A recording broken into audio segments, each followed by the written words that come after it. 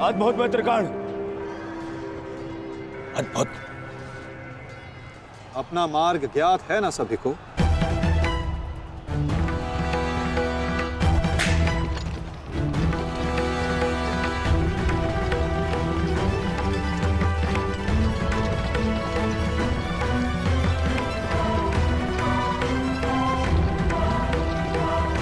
ये क्या कह रहे हो संजय? युधिष्ठिर सेना के पिछले भाग की ओर बढ़ रहा है।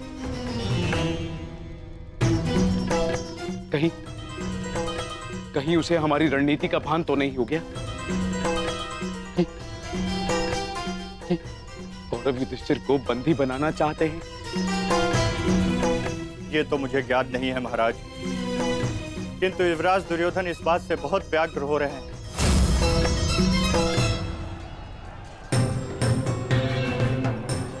अवश्य इन पांडवों को हमारी रणनीति का ज्ञात है, इसीलिए भीम एक और हमारी सेना को भ्रमित कर रहा है और युधिष्ठिर पीछे जा रहा है। मित्रगण, तुम जाओ, युधिष्ठिर के पीछे तुम जाओ और जाकर उसे बंदी बनाओ। युधिष्ठिर को बंदी बनाना हमारे लिए बहुत आवश्यक है। जाओ मित्र। परंतु मित्र, मैंने महाराज को वचन दिया कि आज किसी भी कौरव के प्राण नहीं जाएंगे। मुझे उस वचन को भी निभाना है मित्र। उसके लिए हम सब हैं यहाँ। युधिष्ठिर तुम्हारे सामने एक दुर्बल योद्धा है, तुम उसे आसानी से बंदी बना सकते हो मित्र। उसे बंदी बनाते ही ये युद्ध यहीं समाप्त हो जाएगा और मेरे भाइयों की रक्षा भी। मुझे ये युद्ध यहीं समाप्त चाहिए। कर्ण, जाओ आगे। ठीक है मित्र, परंतु मेरी योजना स्मरण रखना। मुझे तुम्हारी योजना स्मरण रहेगी मित्र। आगे बढ़ो। तब से युधिष्ठिर के रथ की ओर तीव्र गति से आगे बढ़ो।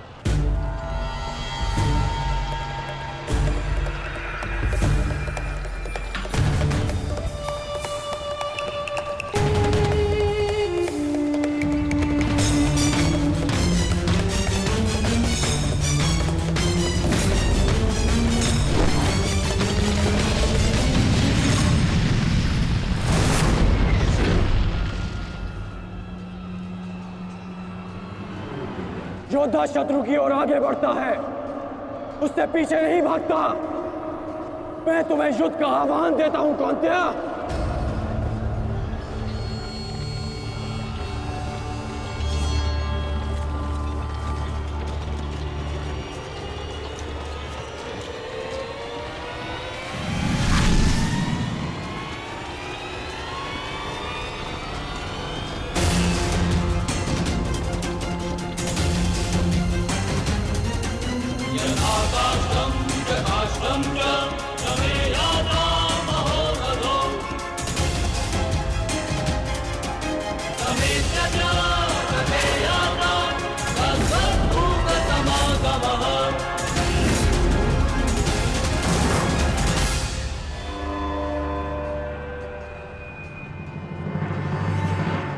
कौन्तेय तुम्हारा आवाहन स्वीकार करता है।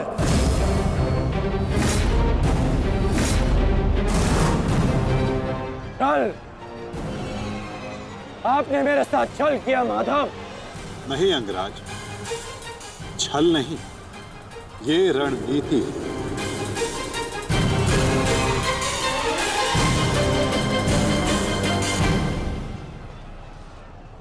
ये युधिष्ठिर का रथ है और इस पर युधिष्ठिर को विराजमान होना चाहिए था। वो तुम्हारी भूल है अंगराज, क्योंकि तुमने रथ को नहीं, रथी को युद्ध के लिए ललकारा है। और तुमने युधिष्ठिर को नहीं, कौन्तेय को ललकारा है, युद्ध का आवाहन दिया और उसने तुम्हारे इस युद्ध के आवाहन को स्वीकार किया है कर्ण। तुम सदैव मुझसे द्वंद्व करने का अवसर ढूंढते रहे हो कर्ण। समय आ गया है, अब दिखाओ कि तुम कितने समर्थवान और कुशल योद्धा हो। अपना आवाहन पूर्ण करो मुझसे और वहां भ्राता भीम अपनी प्रतिज्ञा पूर्ण करेंगे।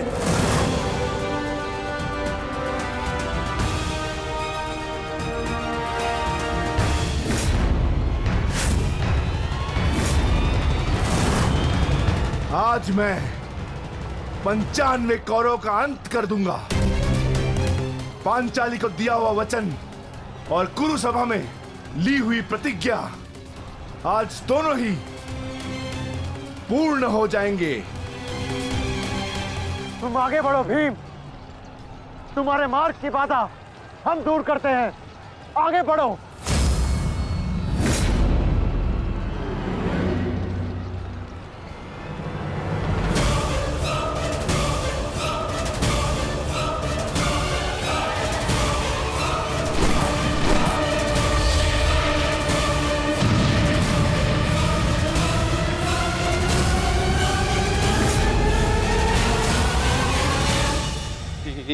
ये क्या कह रहे हो संजय?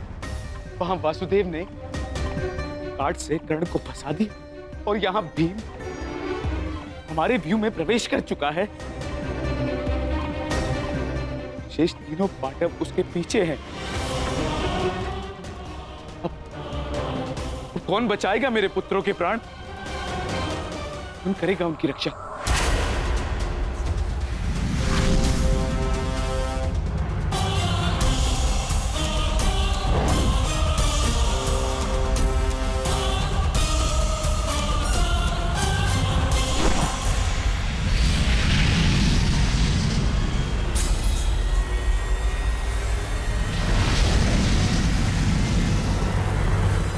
कर्ण का संकेत है।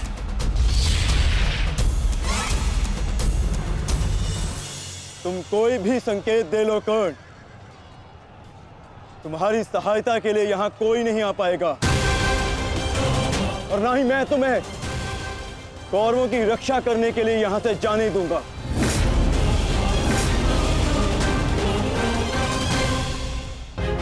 तुम कोई भी संकेत दे लो कर्ण, तुम्हारी सहायता के लिए यहां कोई नहीं आ पाएगा।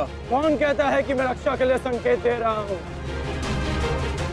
माधव भले ही तुम्हारे सारथी हैं, किंतु इनकी नीति मैं तुमसे अधिक पहचानता हूं। तुमने भले ही माधव की सहायता से मुझे युद्ध क्षेत्र से अलग कर दिया, किंतु मेरी रणनीति को विफल नहीं कर पाओगे अर्जुन।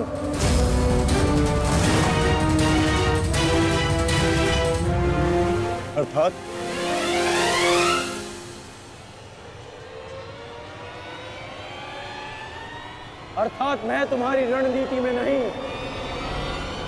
तुम मेरी रणनीति में फंसे हो अर्जुन। तुमने मुझे कौरवों से अलग नहीं किया,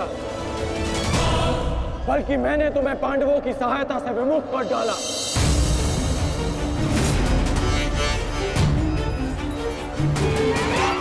अब तुम भीम की सहायता नहीं कर पाओगे अर्जुन, और भीम किसी कौरव का वध नहीं कर पाएगा।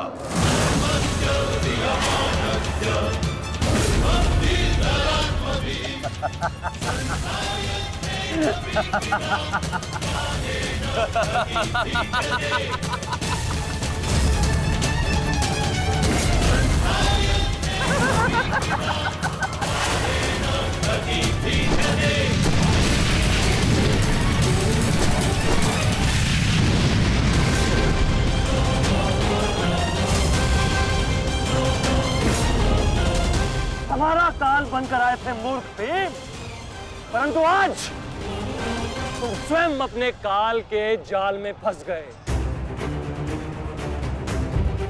प्रिय भ्राता भीम, अकेले ही 100 कौरवों का वध करने की शपथ ली है ना तुमने? तो अब देखते हैं कि इस शपथ को पूर्ण करने का सामर्थ्य तुम्हें है भी या नहीं। प्रतिज्ञा पूर्ण करना चाहते थे ना गदाधारी?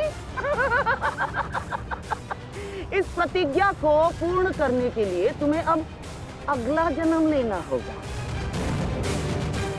क्योंकि इस जन्म में तुम्हें मरना होगा गदाधारी।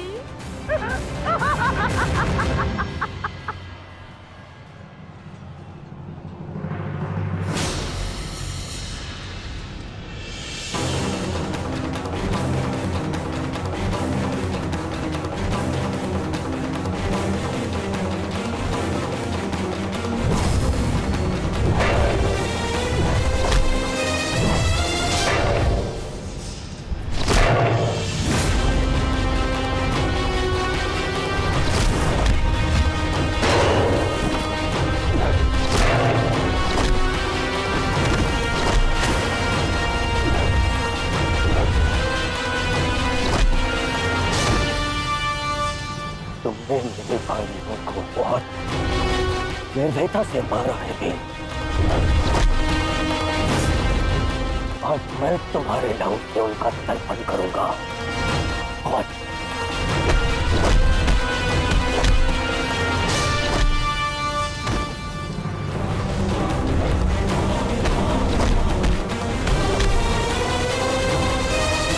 आज मैं तुम्हारे लहू से उनका तर्पण करूंगा।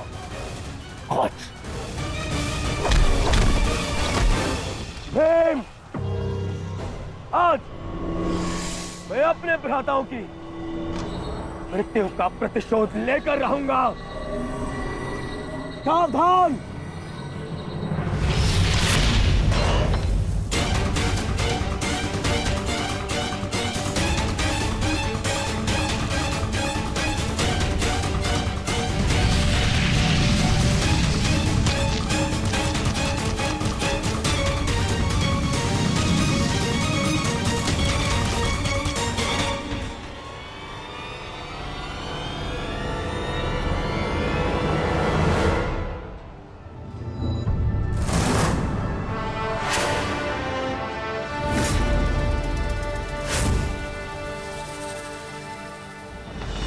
आपका प्रतिशोध पूर्ण हो ना हो, परंतु मेरा प्रतिकार आज अवश्य पूर्ण होगा।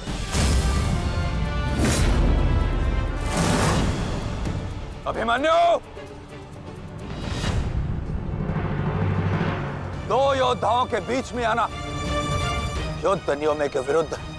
6 महारथियों ने अकेले ताचरी भीम को घेरा है।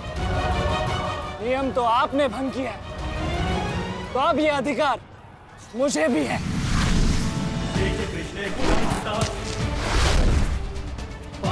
अभिमन्यु! चक्र बंधास्त्र।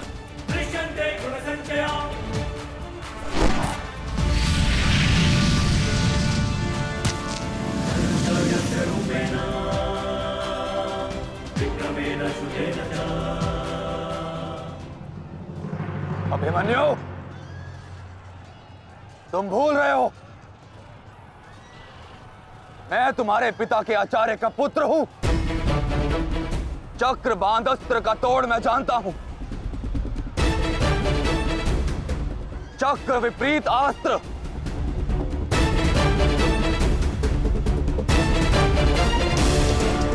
भूल तो आप रहे हैं महारथी।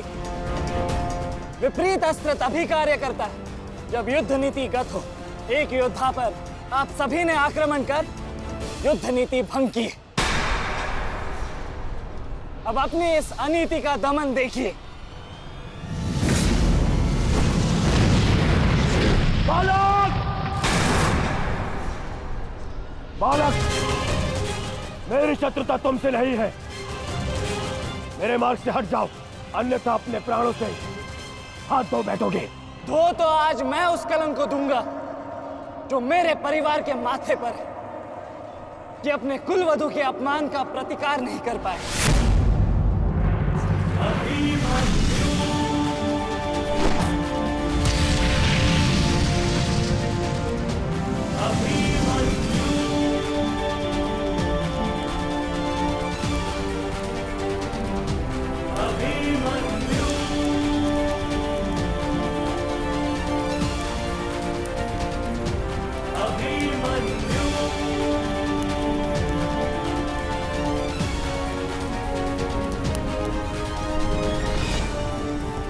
शत्रुता तुमसे नहीं है, मेरे मार्ग से हट जाओ, अन्यथा अपने प्राणों से हाथ धो बैठोगे। धो तो आज मैं उस कलंक को दूंगा जो मेरे परिवार के माथे पर है, कि अपने कुलवधु के अपमान का प्रतिकार नहीं कर पाए।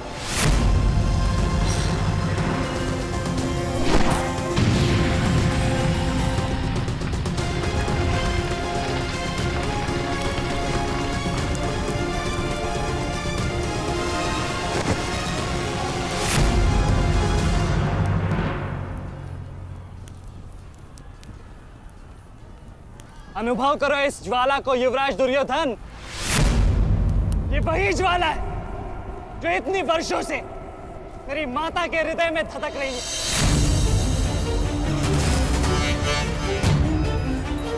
छोटा था मैं बहुत, पर मेरा रोम रोम जल उठता था ये सुनकर कि मेरी माता के साथ क्या हुआ।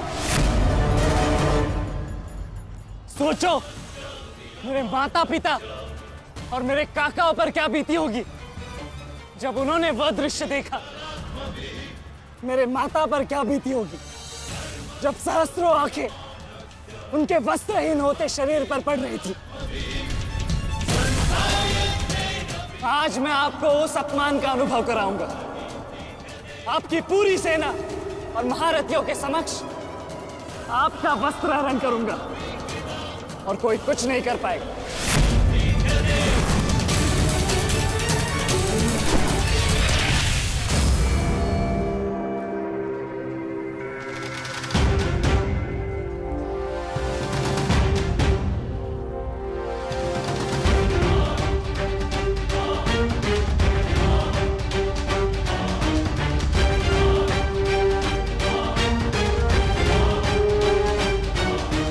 अनुभव करो उस अपमान का, अनुभव करो उस वस्त्र हरण से हुए अपमान का जो आप सभी ने किया। नदी जब सीमा तोड़ती है तो बाढ़ आती है। आज आपकी पाप की धारा की बाढ़ में आप स्वयं बह जाएंगे काकाश्री।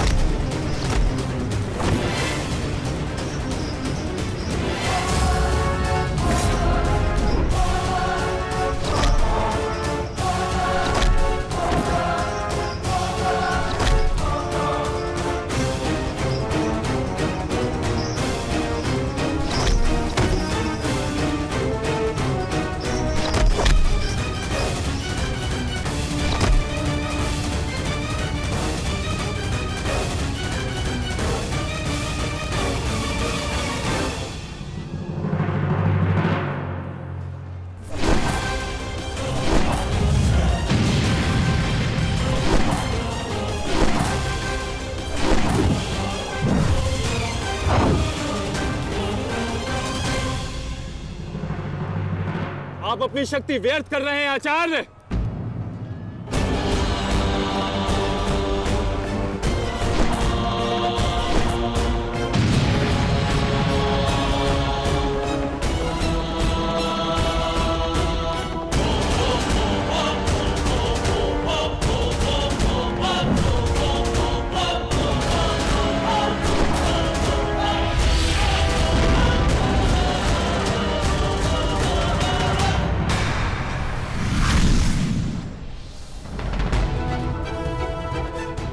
दुर्योधन को मेरी सहायता की आवश्यकता है। चलो सत्यसेन।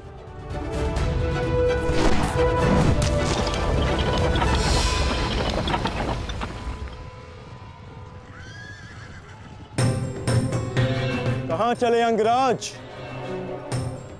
मैं जानता हूं कि तुम्हारे मित्र पे आए संकट का संदेश तुम्हें मिल चुका है, परंतु मैं तुम्हें जाने नहीं दे सकता। तुम कदाचित मुझे रोक सकते थे अर्जुन, परंतु तुमने एक भूल कर दी। तुम अपने रथ पर नहीं हो अर्जुन। हाँ, वासुदेव तुम्हारे सारथी हैं, परंतु महाबली हनुमान का आशीर्वाद तुम्हारे रथ पर नहीं।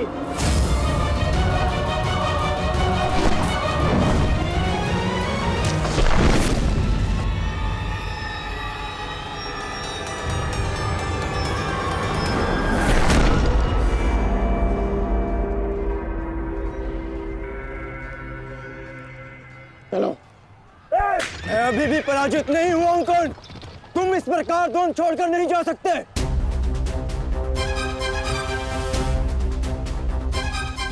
तुम युद्ध के नियम भूल रहे हो अर्जुन।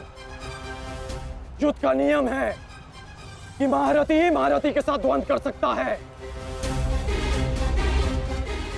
और तुम रथ विहीन हो, इसलिए मैं तुम्हारे साथ द्वंद्व नहीं कर सकता। पहले अपने रथ का पहिया सुधारो, फिर आकर मुझे युद्ध का आह्वान देना, क्योंकि परशुराम शिष्य कर्ण नियम तोड़कर युद्ध नहीं करेगा।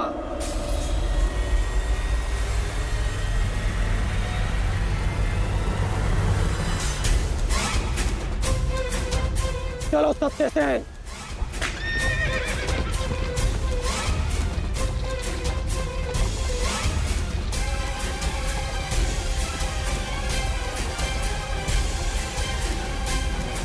अब समझे पार्थ कि मैं कर्ण की प्रशंसा क्यों करता हूं।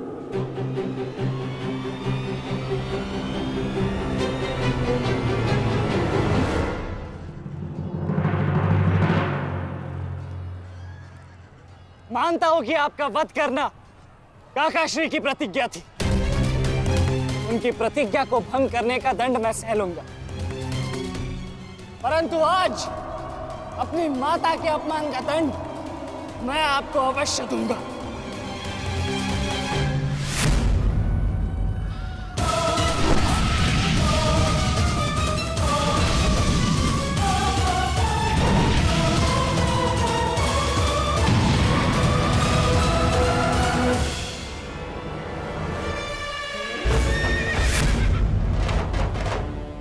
किसी की प्रतिज्ञा टूटे, पर मेरी प्रतिज्ञा नहीं टूटेगी अभिमन्यु।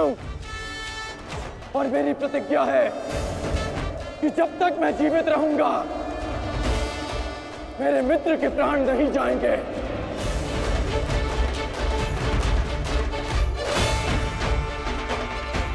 यदि जीवित रहना चाहते हो तो पीछे हट जाओ अभिमन्यु।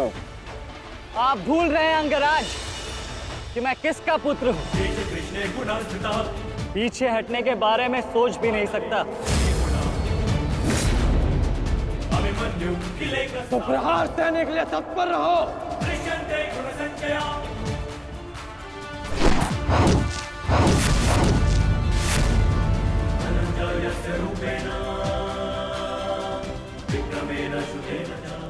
ये मेरे लिए पर्याप्त नहीं अंगराज।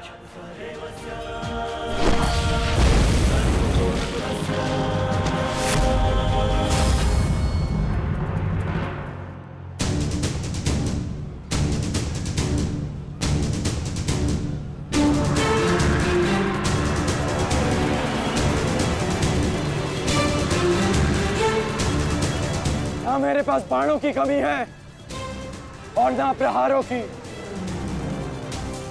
ये अंतिम अवसर है अभिमन्यु, लौट जाओ।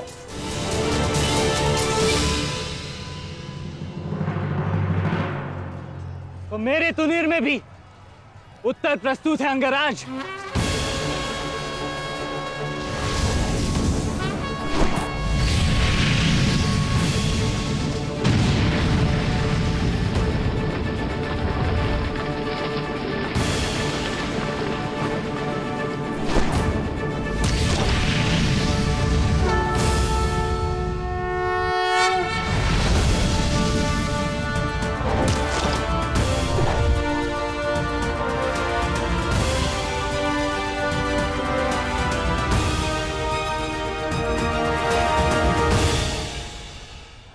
तुम्हारा सामर्थ्य स्वीकारता हूं। तुम एक कुशल योद्धा हो अभिमन्यु, किंतु कुशल होने के साथ साथ बुद्धिमान होना भी आवश्यक है। लौट जाओ। यदि कल युद्ध करना चाहते हो तो आज जीवित रहना सीखना होगा। लौट जाओ अभिमन्यु।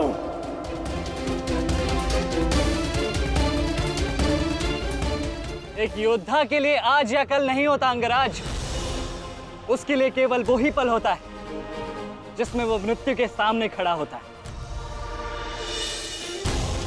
एक वीर योद्धा से सुना था मैं, हे मृत्यु, तैयार यदि तू आने को, प्रसन्न मुखा। द्वार खुला है, तेरा स्वागत, प्रसन्न मुखा।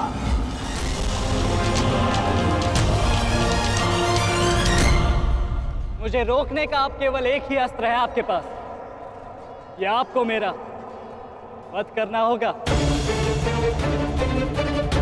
तो लीजिए अंगराज, अपने पुत्र के मृत्यु का प्रतिशोध लीजिए। आपके समक्ष आज वो योद्धा खड़ा है जिसके पिता ने आपके पुत्र का वध किया था। प्रतिकार कीजिए अंगराज, रुके क्यों है? क्योंकि जो पीड़ा मैंने सही, मैं नहीं चाहता कि वो पीड़ा मेरा शत्रु भी सहे। कृष्ण ने अपना विकल्प स्वयं चुना था। वो रणभूमि छोड़कर जा सकता था, परंतु उसने मृत्यु चुनी। गर्व है मुझे तुम जैसे युवा योद्धाओं पर, जो अपना कर्तव्य पूर्ण करने के लिए सदैव तत्पर रहते हैं। मैं जानता हूं कि तुम पीछे नहीं हटने वाले अभिमन्यु, परंतु मुझे भी अपना कर्तव्य पूर्ण करना है।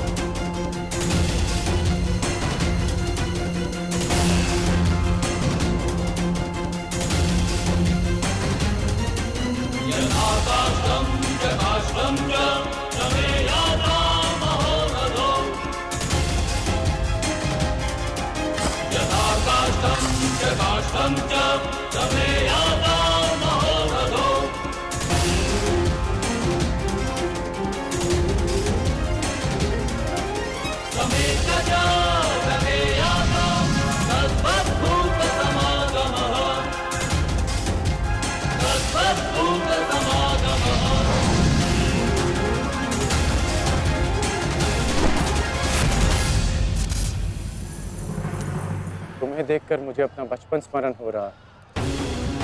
अभी तुम्हारा जीवन आरंभ हुआ है वत्स।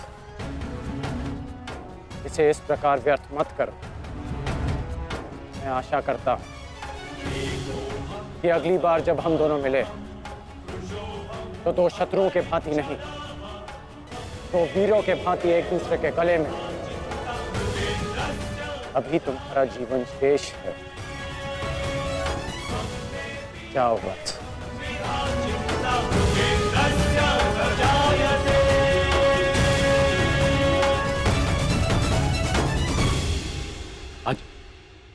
आज कौरवों की विजय हुई है गांधारी। पांडवों की एक अक्षुणी सेना को ध्वंस कर दिया है हमने आज। भीम हमारे एक भी पुत्र को क्षति नहीं पहुंचा पाया, एक भी।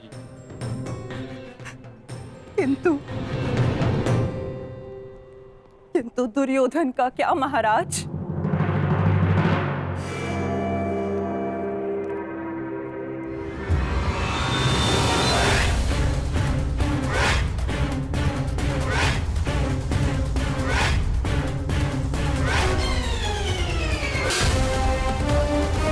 मित्र,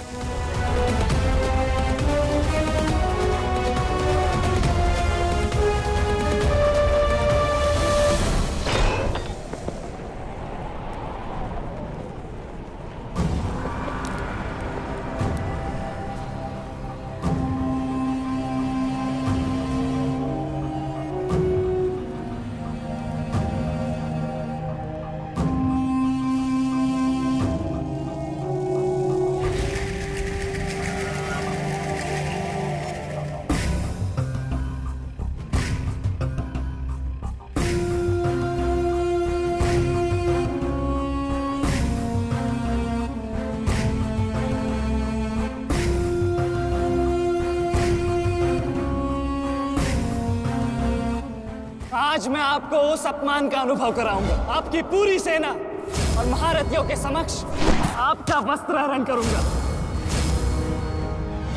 परंतु आज अपनी माता के अपमान का दंड मैं आपको अवश्य दूंगा।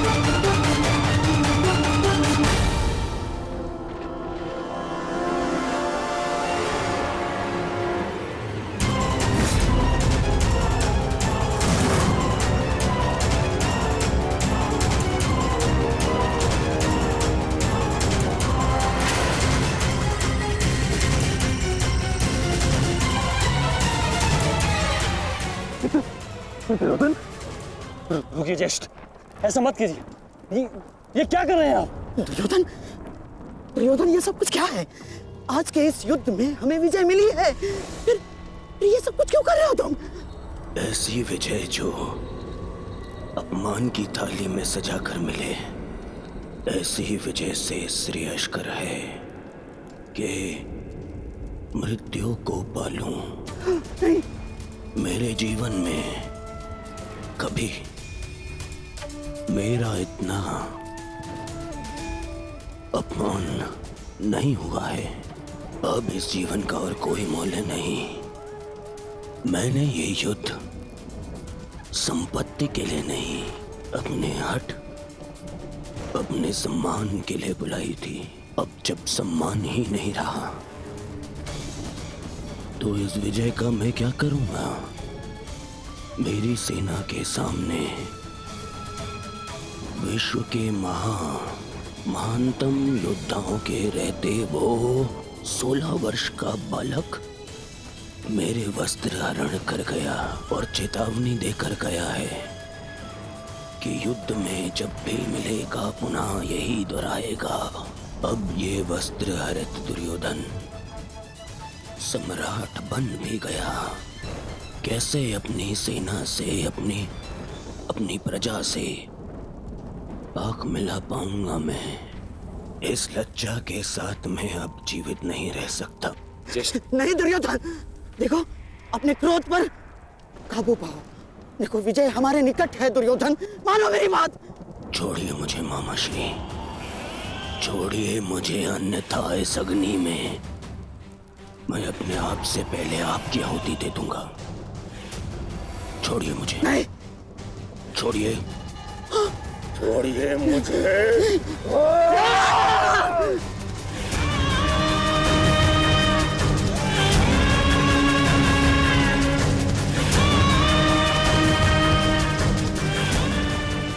नहीं, नहीं दुर्योधन, देख क्या रहे हो मूर्खों? कोई रोको इस अनर्थ को।